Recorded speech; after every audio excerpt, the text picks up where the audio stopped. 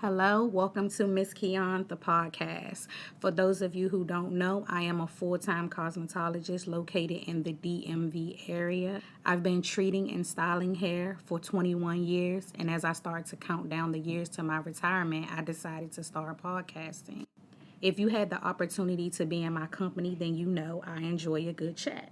This podcast is for hairstylists, barbers, MUAs, nail techs, estheticians, all around entrepreneurs, clients, family, and friends, anyone who has experienced a service in the beauty industry, and pretty much anyone who wants to listen.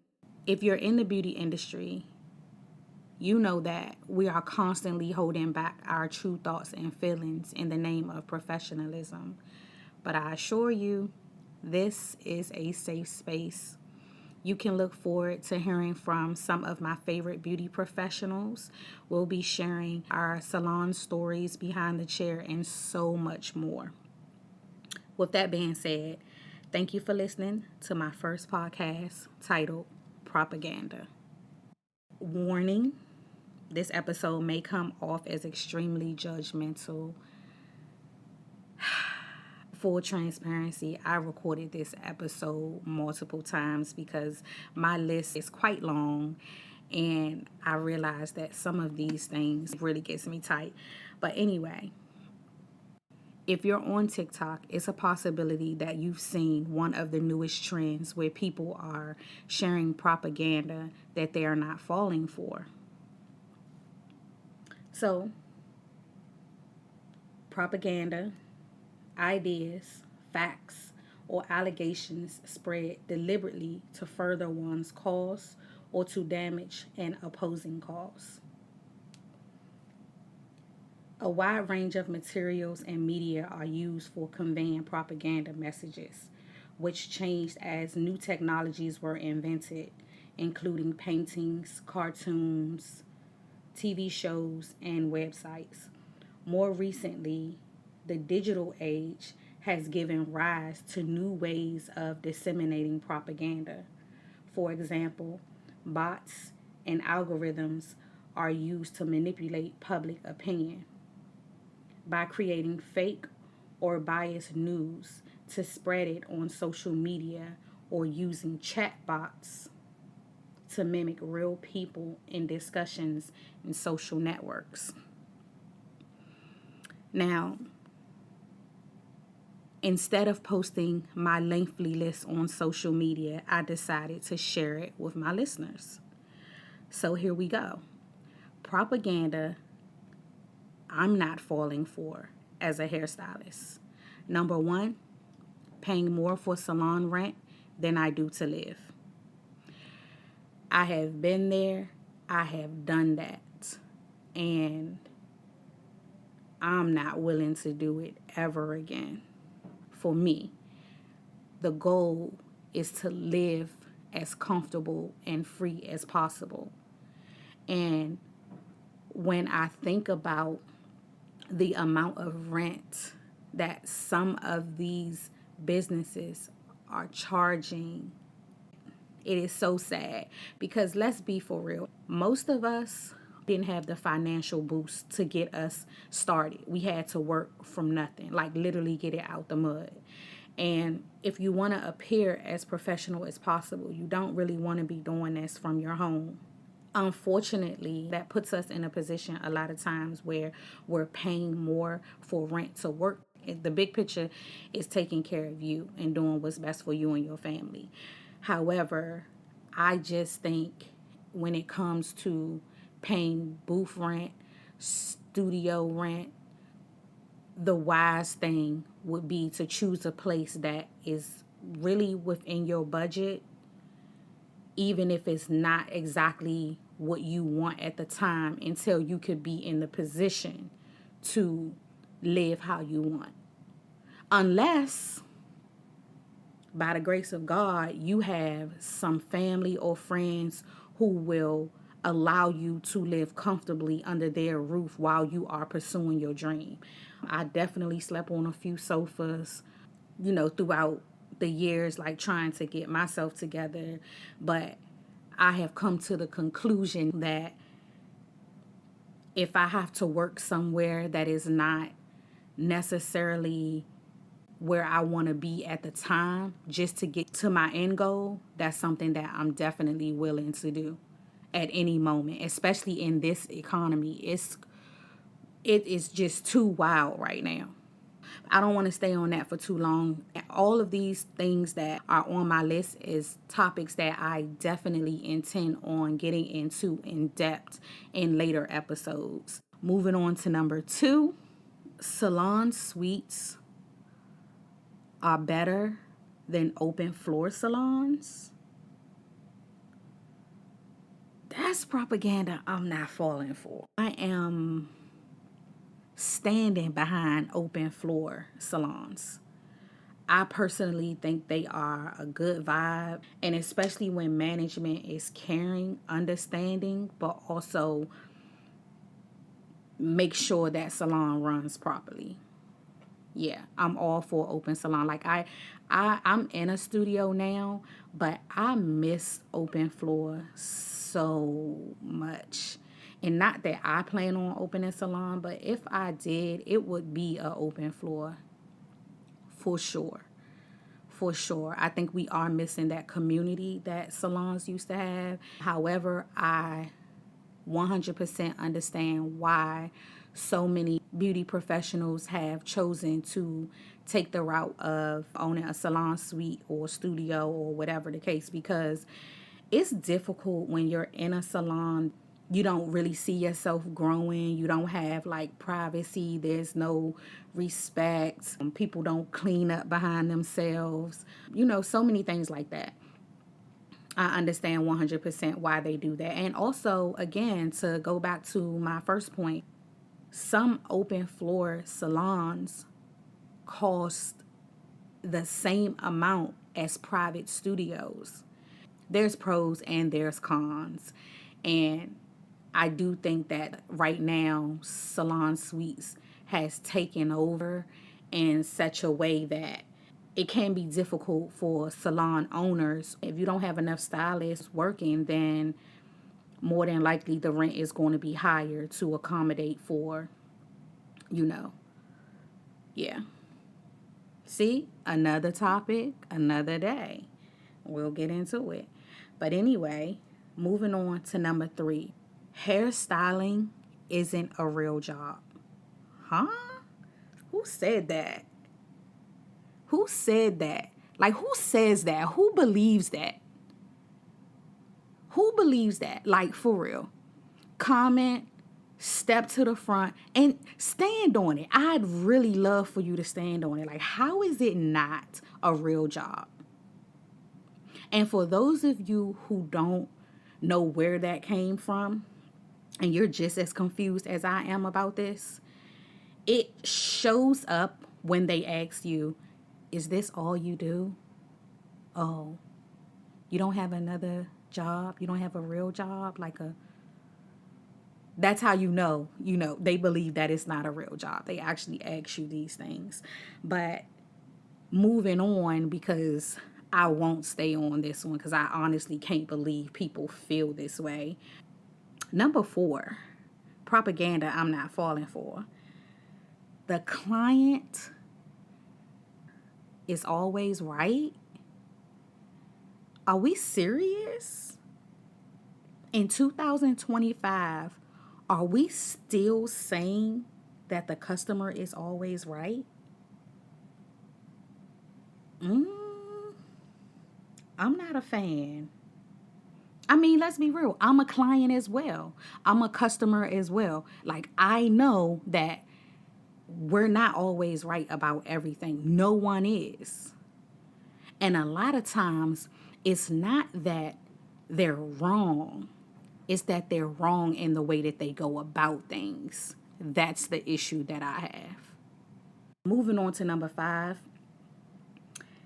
Hairstylists are supposed to work long hours and or all weekend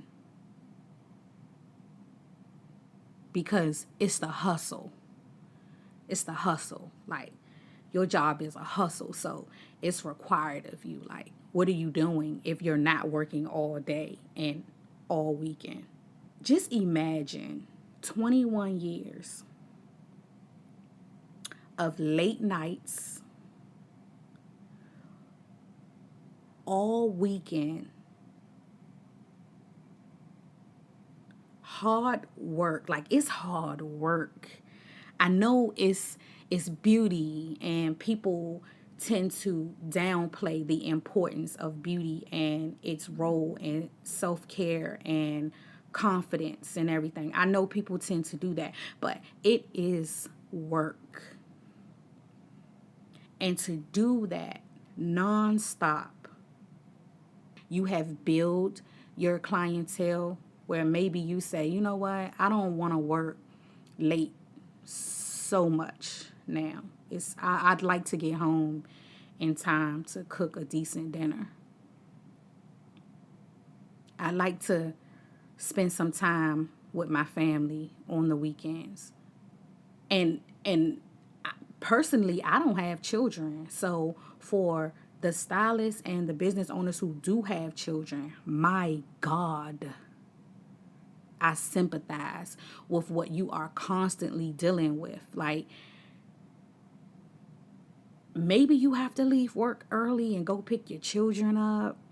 Maybe, whatever. It's like, what is the matter with people that they feel that this industry should not have the same respect or time that they get? Like, what is wrong with people that they feel this way? Right? You go to your job, your career, wherever, whatever. You work your hours. And what's interesting to me is I've had quite a few clients who work remotely. People bring their laptops and they get their hair done, but they're still working though, because they're business women. Like, they get the job done. Okay? And we get to the end of the service. You know what they do? It's almost like clockwork. I've never seen anyone linger with their laptop open once that time comes that they're off. If they're off at 4, click, closed. That laptop is shut. They are not answering the phone. They are not responding to any emails. They say, I'm off, click. So what makes you think that it's not exhausting, especially these days where businesses are operating off of cell phones, right? So clients are calling or texting at midnight and they have no shame about it. Oh, I just thought about it. I was just leaving from the club and I was like, damn, I want to make sure she remember. Make a note. Set an alarm. Like, I just don't. Oh, my God. My God.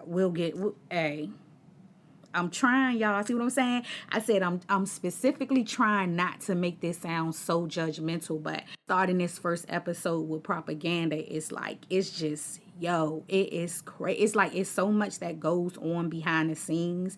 I think most people understand, but they just don't care.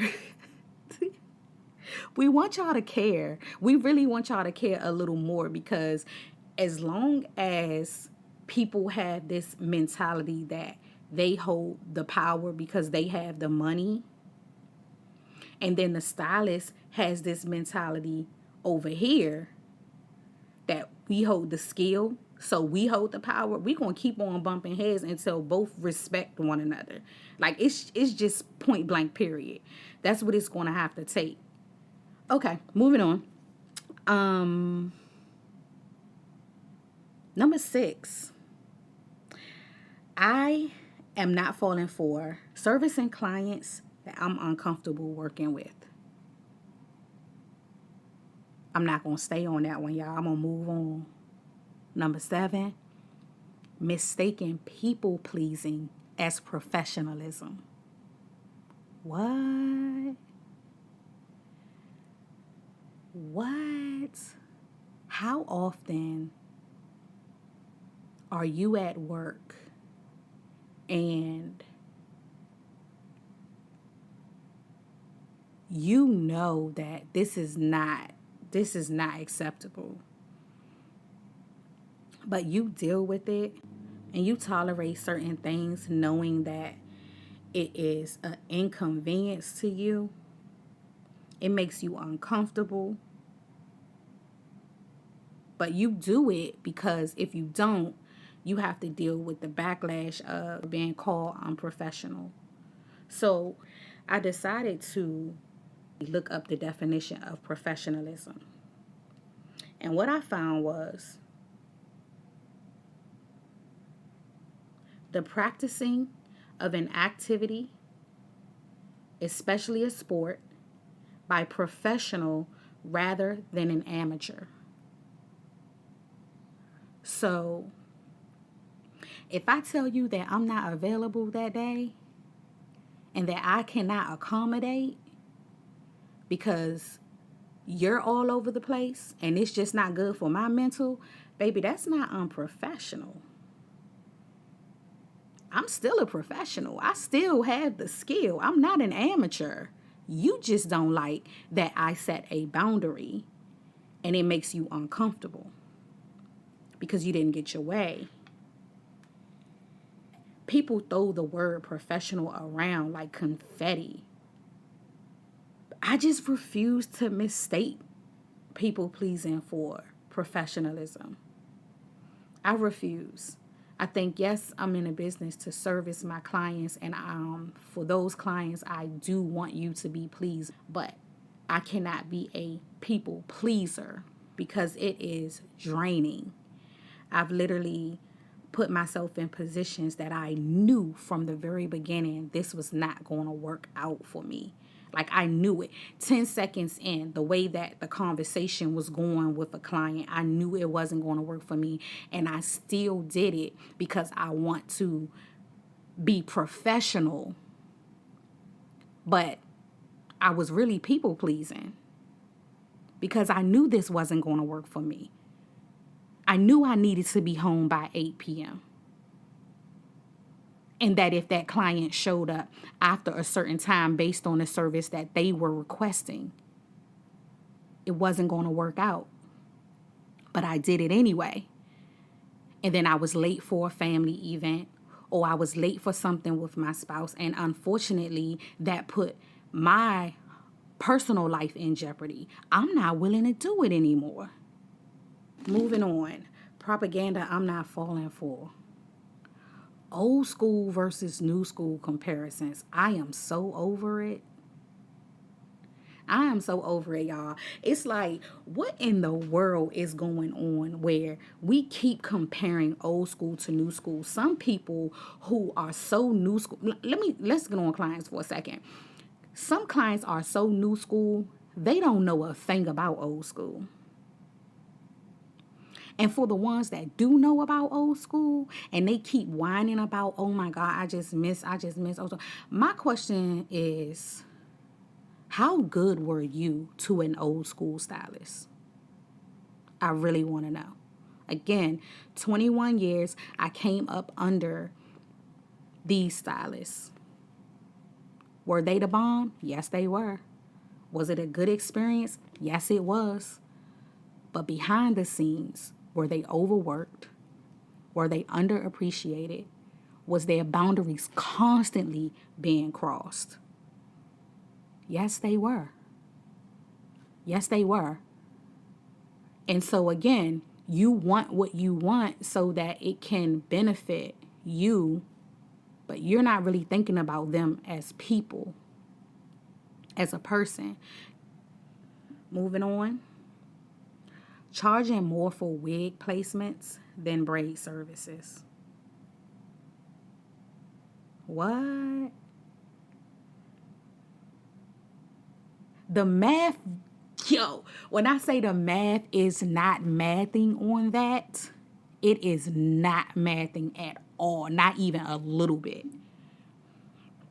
Now, I'm not talking about custom wig making with professional hair coloring services, haircuts and style. Oh, no. Oh, no. I'm talking about placement. placement only.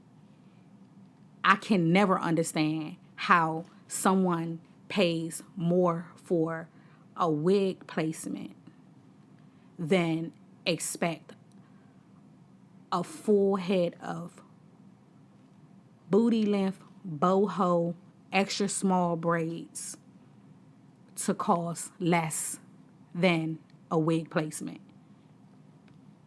You are not real, and I can never take you serious. Like, never. A straight up joke. It's a joke. Like, honestly, that shit is crazy. That is a joke to me. Okay? But moving on. Because, like I said, I have a lengthy list. Are you feeling judged yet?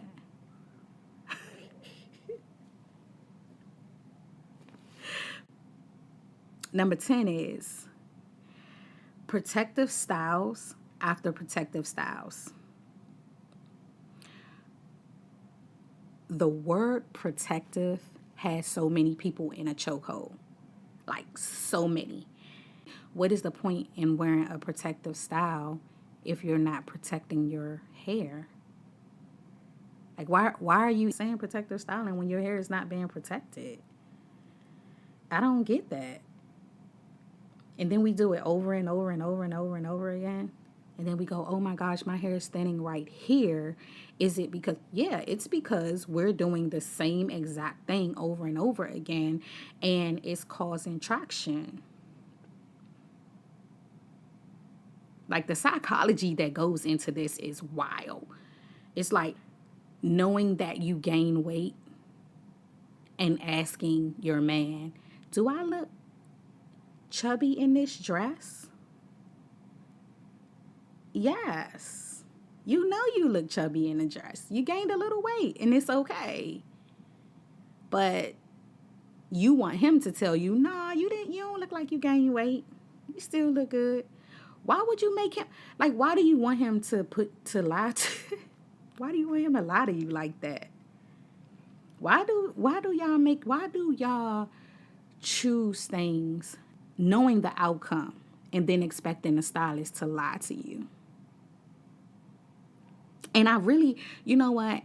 I really want to say something, and I'm not. I'm gonna hold it, because when I go here, I know for a solid fact there's going to be so much controversy behind this question that I have. So hold on. I'm not going to say it. I'm not this time. But I am going to get to it. But moving on. Number 11, propaganda I'm not falling for. Children's hair should cost less than adults. Have y'all seen these elaborate hairstyles? Have y'all experienced a child in the salon who has not been trained or taught how they should behave in a salon or when getting their hair done? Have y'all seen a child react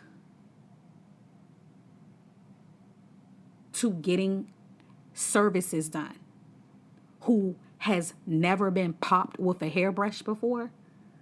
Like, have you seen it? Have you experienced it? For all the hairstylists, drop 100 emoji in the comments if you've ever experienced or seen a child in a salon cut up so bad and their parent was no help. Meaning their parent made the experience worse, actually. Drop 100 in the comment section. I just want to see something. If you've experienced it or you've seen it, and that looks like the child is going crazy, you just trying to get it done, and their parent, oh, babe, does it hurt? Oh, you know it hurts. You know it. You as a parent, you cannot bear it at home. But Professionalism, again, to you, is that stylist getting through a detangle where your child hollered for an hour. An hour of them squirming because they don't get their hair properly trained at home, and or they just don't like getting their hair done. And you sat there and pacified it. Oh my God. Oh my gosh, please. Is everything okay? Do you need a snack? Excuse me? A snack? Is a snack going to help it?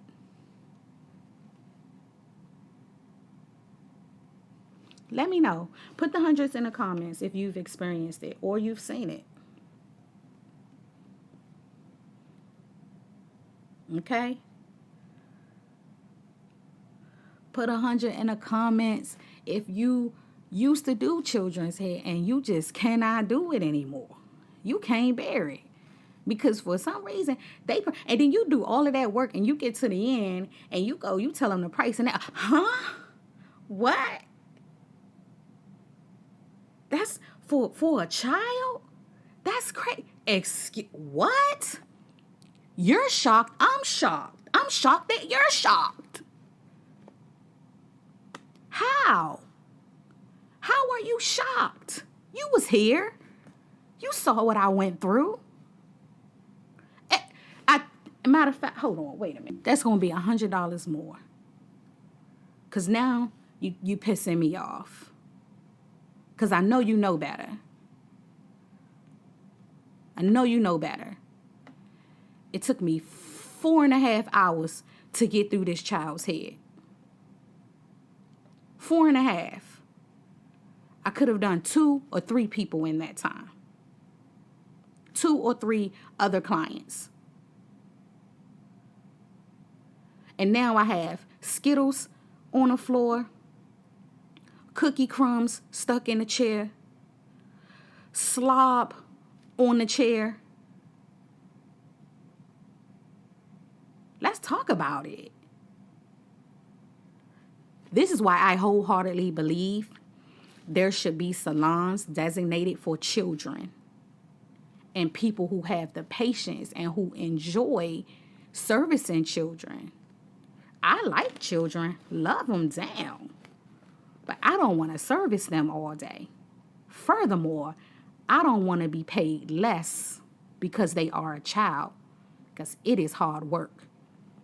And sometimes you turn into a daycare when the parents decide that they're going to go for a run and, oh my God, I'm over here. I'll be back in such and such time. Now you ready to move on to the next client or move on and go home for the day, and you sitting here babysitting, waiting for the parents to show up. What? Okay. Number 12. Propaganda I'm not falling for. Not charging for overly tangled hair. Laziness is the only word for most of these situations. And I'm not going to stay on it long because it also belongs on that one right before it. It's connected with that one with the children. It's connected. As for the adults, snatching your braids out right before you walk in, not detangling your hair. Now I got to get all those 100 little buds of dust and cotton that's been building up in your hair. I got to get all of that out. And y'all say y'all miss old school stylists because they used to detangle. We still detangle. Be for real. We still detangle hair. When you had 100 boho braids in your hair and you snatched them out right before your appointment and you didn't release that little, y'all know, as for my people, y'all know what I mean. You didn't release that little bulb up there at the root. That's beyond a detangle. Be for real. Be for real. Stop what you're doing. It's not cool. It's not cool. And y'all will get on social media, right? And you'll say things like, oh my God. And then she had the nerve to charge me an extra $50 for a detangle. What? That wasn't a detangle. That was something completely different. I called it braid buildup, breakdown, the 3Bs. Yeah, we charge for that. It's time management. The next client after you, they want us to be on time for them. So we charge for it because guess what? When they come and we have to take something off of the price because we're late for them, we still need to be compensated for the money we're going to lose for them. And so, again, the math is still not mathing. So when you come across a stylist, they have strong boundaries and they say, absolutely not. I won't be able to take you today at all. Because you're going to put them behind schedule and they're getting ready to lose money. They're not willing to do it. Again, we'll go back to you think they're unprofessional. I mean, I could spend this podcast speaking about the things that stylists do that's unprofessional because I know more than likely that's what will happen. You know, well, what about when y'all and what about... Yeah, this not that. We're not talking about that. This is a safe place for stylists. Barbers, MUAs, estheticians, okay? This is for my beauty industry people, and we'll get on some of the things that we do as well. But today, this is propaganda that I personally am not falling for. Yeah. I know. It sounds judgy.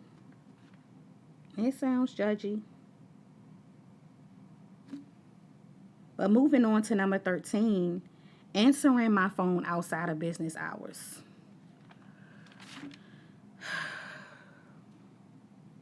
If you've ever found yourself upset because someone didn't answer your calls, and you think that by double texting, putting emphasis on the text like, hey, do you see me? That's what I mean when I say boundaries, guys. For stylists, I'm going to tell you, I want to share something that has helped me so much. Having a business phone and a personal phone. Because I was feeling obligated to constantly answer my phone when I was operating with one. So I have do not disturb on my phone on my days off. I do not hear it ring. I don't get a text. I don't see anything. And this allows me to continue using my phone throughout the day to like run my business, you know, through my booking site and everything like that. It allows me to see the text, and when I'm available, I'll respond, but it doesn't put pressure on me to do it immediately. And it gives me time to enjoy my life, you know, to relax. And not have to keep telling my husband every 5 minutes, this a client, hold on, I'm going to take this a client. I'm going to move on. And I'm at number 14. I'm going to try my best to run through them because, like I said, I had a few. So number 14 is competing with other stylists. I'm not interested. I never have been. I think if you do a great job, you do a great job. But what you do and what I do is not meant to be compared. I had a client once tell me that she wanted me to be a certain type of stylist. She actually said this to me. She went so far as to search the type of stylist she wanted me to be. Okay? And this is what I want for you. This is how I want. What? What about what I want for me? Did you ever think to ask me that? What was I interested in? What was my goals? How dare you? Like, you're a wild individual. And see, this is what I mean. Like, if I was really low self-esteem, like, that is something that could have really, I could have carried that. And it really could have done some type of damage to me. But I took it like, okay, I said, and you know, my response was, if I was that type of stylist, you wouldn't be my client. And let that sit for a second, because you're not, I understand that you may think that you know what's best, but based on the type of client that you are, you wouldn't even fit in that. You wouldn't fit in there. I'm sorry to have to say it like that, but you wouldn't be my ideal client. You're here because of the ideal client that I want. Like, I want to service my people. I don't want to be in an atmosphere that requires me to be phony all day, because I don't have time for it. It's draining. But yeah. So many stylists are putting on a face to accommodate the insecurities and desires of others, while going through so much behind the scenes. And I choose not to take part in it. So when I say I don't care, I really mean I don't care. But moving on.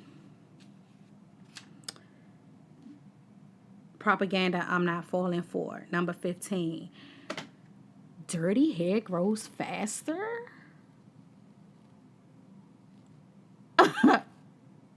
What the? I can't.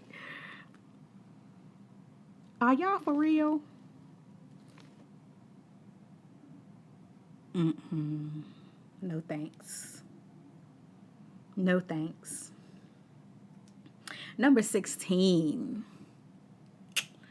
Squeezins. I'm not falling for it anymore. I have come to realize that people don't know what a squeeze-in is. It is so important that I get in, because I have an event.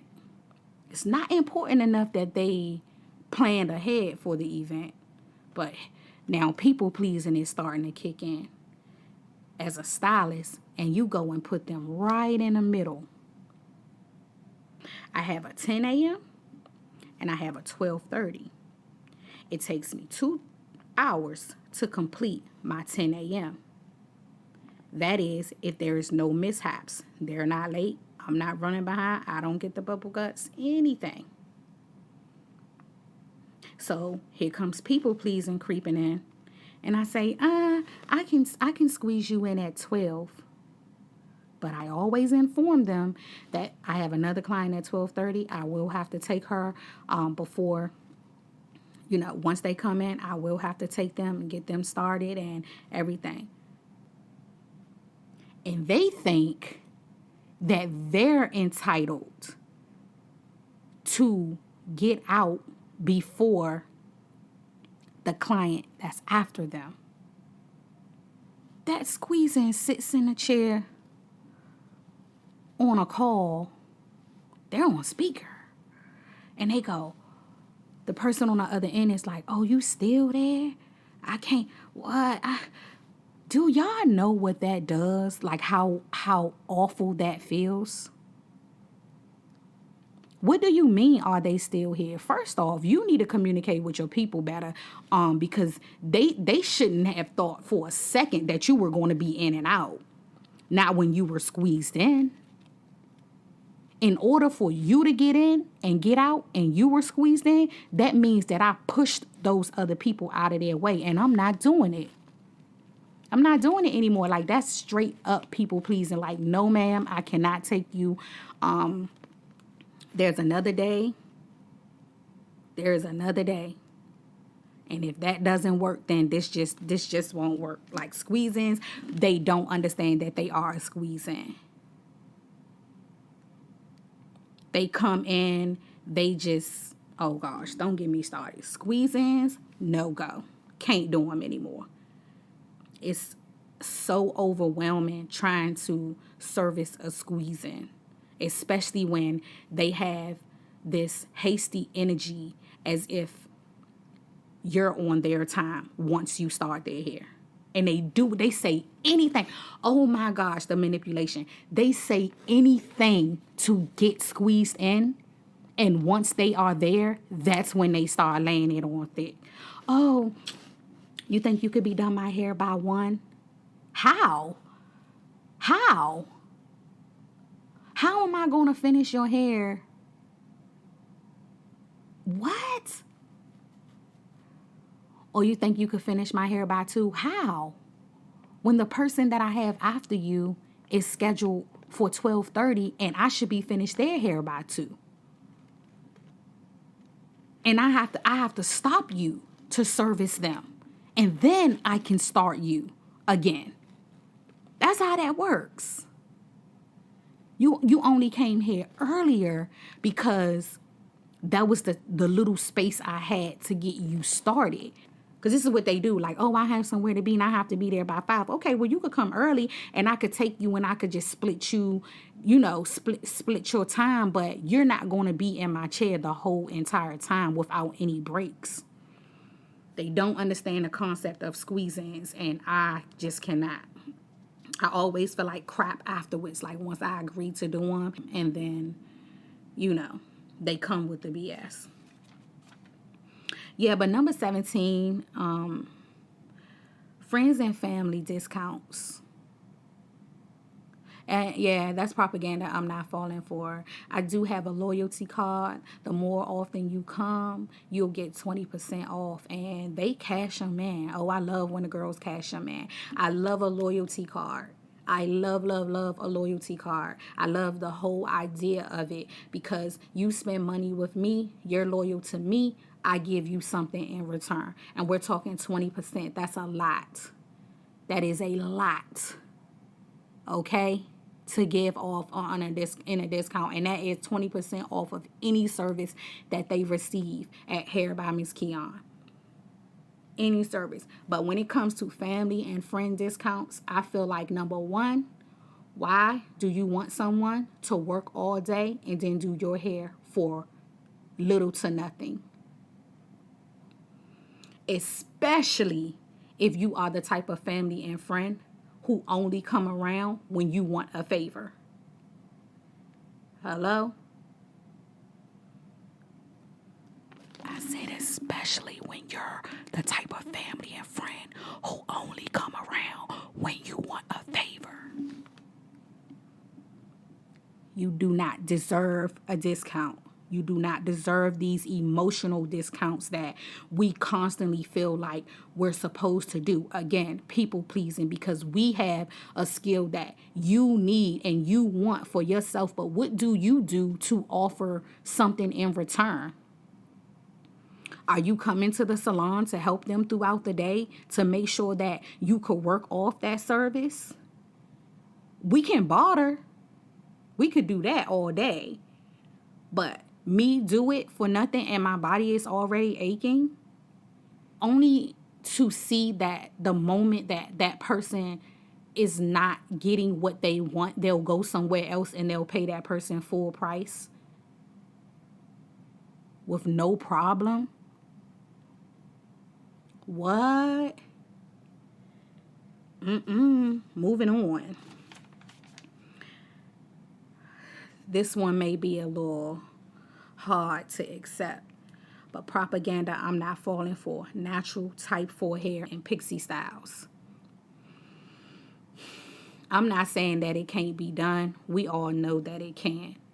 But realistically, especially if you're in the DMV right now, it is humid, hot, extremely hot.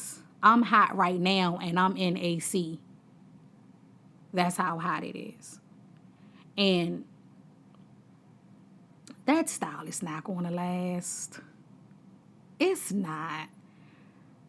Not unless you get into some type of keratin treatment or something like that. And if that's the case, then yes. But please, No thanks. I just can't do it. All right. Let's move on to number 19. Hair braiding not being considered a luxury service. For my people,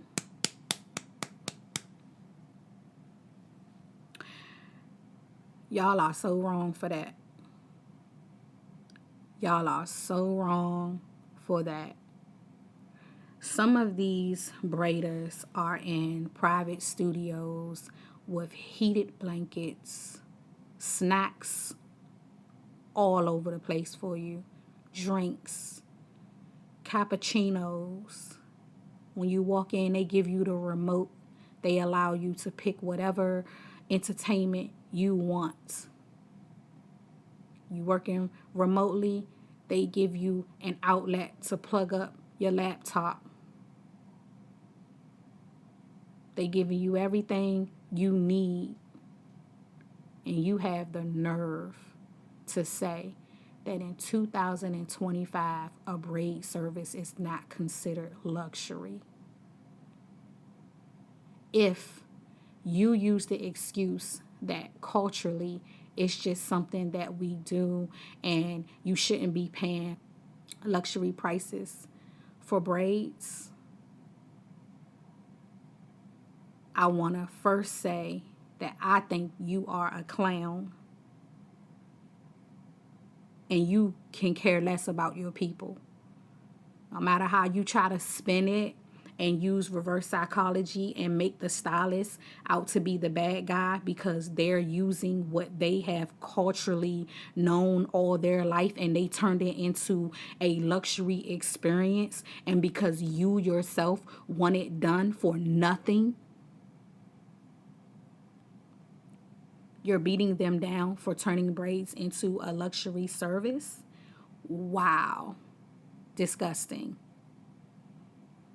If it's so cultural that you don't think it should be considered a luxury service, take your ass to someone who can do it at home, outside at the park, anywhere like that. Don't think you're going to go to a salon where, again, go all the way back to number one. These people are paying hundreds, thousands of dollars to be renting these spaces, and you think that they're going to provide you a service for nothing. They've provided a clean place for you to get your service. Snacks that are not cheap, and some of y'all don't take one, you take multiples. Okay? Hello? Drinks. Any drink you want. Some of them provide wine for you. And again, heated blankets, neck pillows. They're releasing the back of the chair so that you could lean back to, but like, I've seen it. I personally don't do all of that, but I've seen it. And you feel like that should be what, $200? You're not real. You are not real at all. Like, I pray these type of clients never find my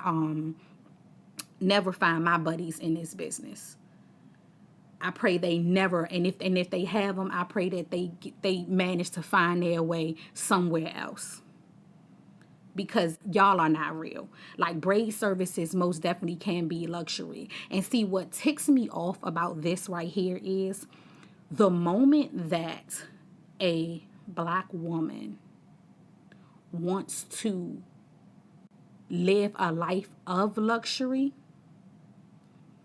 it's always one of your own trying to, well, that's crazy, or this. Okay, well, what happens when we have salons that don't provide these services to Black women because of your mentality that it's not worth the time or the money? Excuse me, that it's not worth the money, because they're putting in the time. but you feel like it's not worth the price they're asking. And they're skilled, and the braids are neat, and they're providing the hair. And you want boho, and it's human hair they're providing. You want that for nothing? Their price is too high. Like, it's for me, it's like we literally live in a world where I feel like people are constantly trying to not only humble women, but humble women in the beauty industry. And I personally feel like it's time's up for that. Who are you?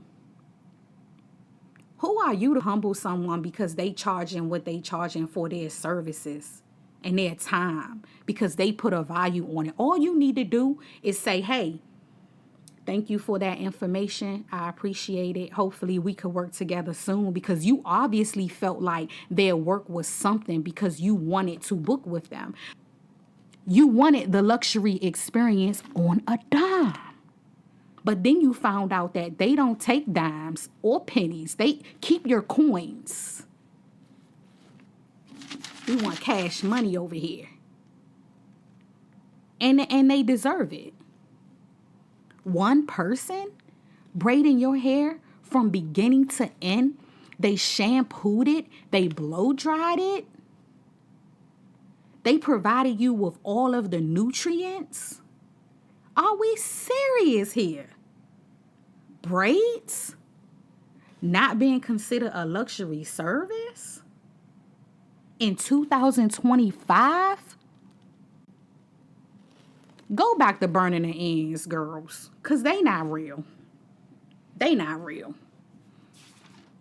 Anyhow, that was a lot.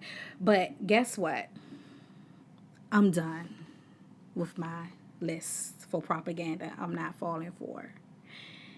Share in the comments propaganda that you're not falling for as a hairstylist, if you are one. And just in general, just share some things. Like, can y'all relate to anything that I said? Yeah, just share with me. If you can, please, pretty please, subscribe to my YouTube channel at MS_KEON. Follow my business pages on TikTok and Instagram at hair by Miss_KEON.